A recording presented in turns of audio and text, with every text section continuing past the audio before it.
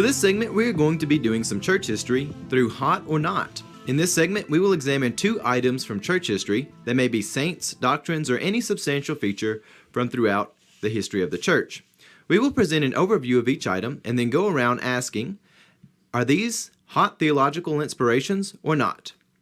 In rare cases, if we cannot decide whether an item is hot or not, it may be sanctified. This is only to be used in the rarest of cases. For today, we will be looking at 2 saints. We're going to be looking at St Colette and St Blaise, and our source for these are franciscanmedia.org. And Anthony, would you go ahead and give us the overview of St Colette? Colette did not seek the limelight, but in doing God's will, she certainly attracted a lot of attention.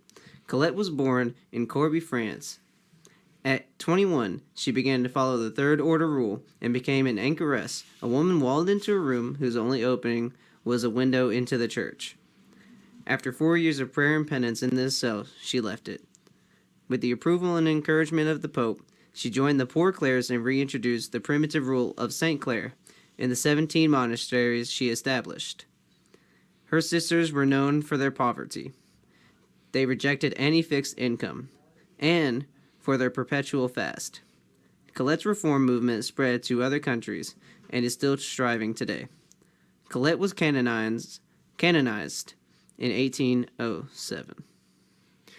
All right, so the question we have now is, St. Colette, is she a role model for us? Is she hot or not? Let's get into this and let's decide. We'll just go around and ask. Amanda, I'll let you go ahead and begin with your thoughts on St. Colette. I think initially the idea of being walled into a room does not sound like something I would want to imitate or for it to be a role model for me.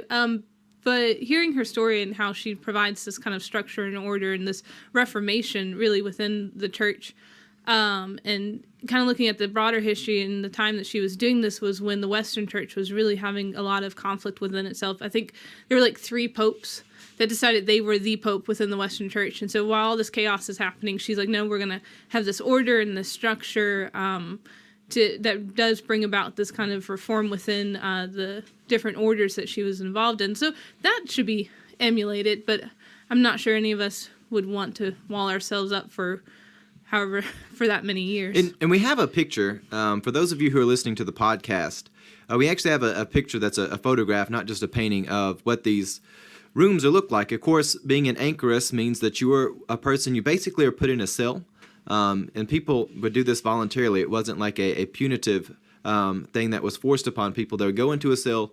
You'd basically be walled up with a little window to look into a church. And again, that's a lot to deal with. I don't know that many of us would desire that, but let's see, Anthony, what are your thoughts on St. Colette? Well, I think that she was certainly dedicated. And, I wouldn't want to spend 4 years myself in a room like that. I mean, truly, that is a cell. Yeah. I wouldn't want to spend 4 years in any cell. But I will say, I can appreciate the asceticism and obviously the effects that it had later on. All right, so give me an answer, hot or not, as far as theological inspiration goes. Amanda? We'll go with hot. You'll go with hot, Anthony? As far as inspiration, for me, not. Not? Okay, so I've, again, got to pull through with this and give an answer to this. When I first read Colette's story, again, a lot of us, especially in the Protestant world, we aren't familiar with a lot of the saints, and for some reason we've had this great suffering of not having enough education in terms of church history. And it really is liberating to learn about a lot of stuff, but when we look at people like St. Colette, if we can imagine people today in those shoes, again, at first she's like, we're not going to take any fixed income. So essentially she's rejecting people giving her things, but at the same time, she's so industrial. I look at this and I initially see the whole thing with being walled up with a little window, and I want to be like immediately not. That's not the inspiration of how I would like to live things. But then again, you'll be like, well, she was in there for years doing penance, and then she goes out to do building 17 monasteries. That's according to Franciscan media. If you look at other sources, the number may be 18. You get a few different counts on that. So very, very productive, doing a lot of wonderful things in the kingdom of God. Maybe it's not so bad to spend 4 years in a cell if you're willing to do that. So I actually can't decide hot or not. So I'm going to have to say Sanctified in this one because it transcends being hot, theological inspiration or not. If you're willing to spend 4 years in a cell, prisoned up voluntarily, and then go out and be that productive in the work of the kingdom, again, when things were so divided, to Amanda's point, kudos to Amanda for doing the research and thinking in there. Again, I just got to say Sanctified. Let's move on along to St. Blaise. Anthony, give us the story on Blaise. Bishop Blaise was martyred in his episcopal city of Sebastia, Armenia, in 316. The legendary acts of St. Blaise were written down 400 years later. According to them, Blaise was a good bishop, working hard to encourage the spiritual and physical health of his people.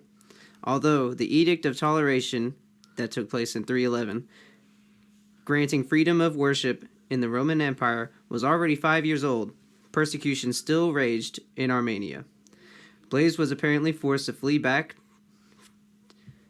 to the back country. There he lived as a hermit in solitude and prayer, but he made friends with the wild animals. One day, a group of hunters seeking wild animals for the amphitheater stumbled upon Blaise's cave. They were first surprised and then frightened. The bishop was kneeling in prayer, surrounded by patiently waiting wolves, lions, and bears. The legend has it that as the hunters hauled Blaise off to prison, a mother came with her young son, who had a fishbone lodged in his throat. At Blaise's command, the child was able to cough up the bone. Agricolas, governor of Cappadocia, tried to persuade Blaise to sacrifice to pagan idols. The first time Blaise refused, he was beaten. The next time, he was suspended from a tree and his flesh torn with iron combs or rakes.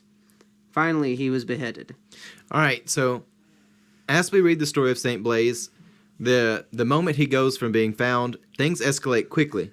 That last little bit there, they're hauling him off to prison, and they decide, we're going to make you sacrifice to pagan idols. He refuses, so he gets a beating. The next time he refuses, they hang him from a tree and use combs and rakes to rip the flesh off of him. I don't know if he dies before he's beheaded, but it's a pretty brutal martyrdom. So let's go around and see our thoughts on St. Blaise. And again, one of the pictures that we had that we pulled up was a stained glass window where you can see the child being brought to him for the bone to be coughed up out of the child's neck. And he is the patron saint of throat ailments, by the way. So Amanda, hot or not? I think it's kind of an interesting story, especially with this idea of kind of the animals that are attracted to him, and just like how much his dedication inspired like every creature around him, which I think is really interesting. And in the story, I know we've done some reading about him where everyone's like, well, we're really not sure what's fact, what's fiction, or what was maybe exaggerated as the story was told and retold. But it does provide kind of a very almost mystical aspect of this saint where all of creation looks at him and says, like, this is somebody to pay attention to. So Yeah, I think that's pretty cool. Anthony?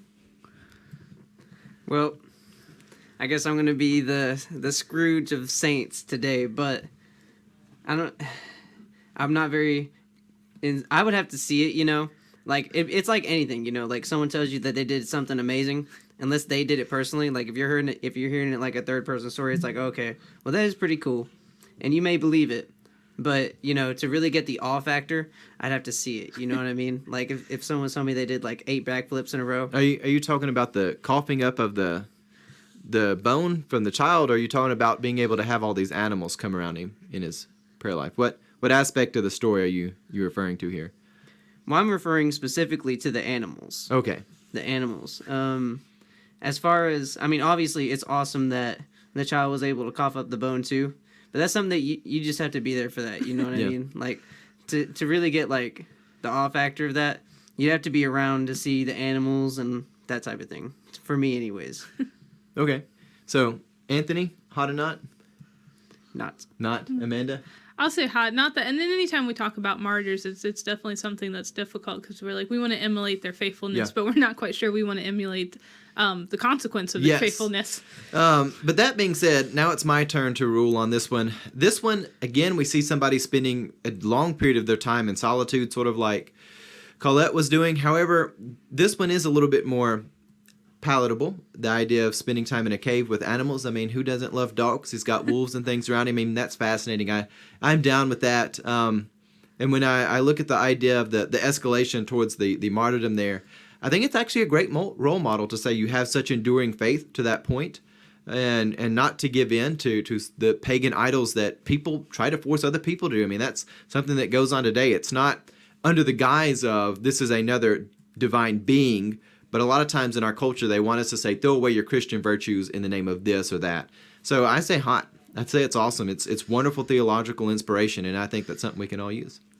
Well, we'll wrap this section up for now, and we'll be back with it again here in the future with some other theological items to discuss. And with that, we'll be back here in a moment.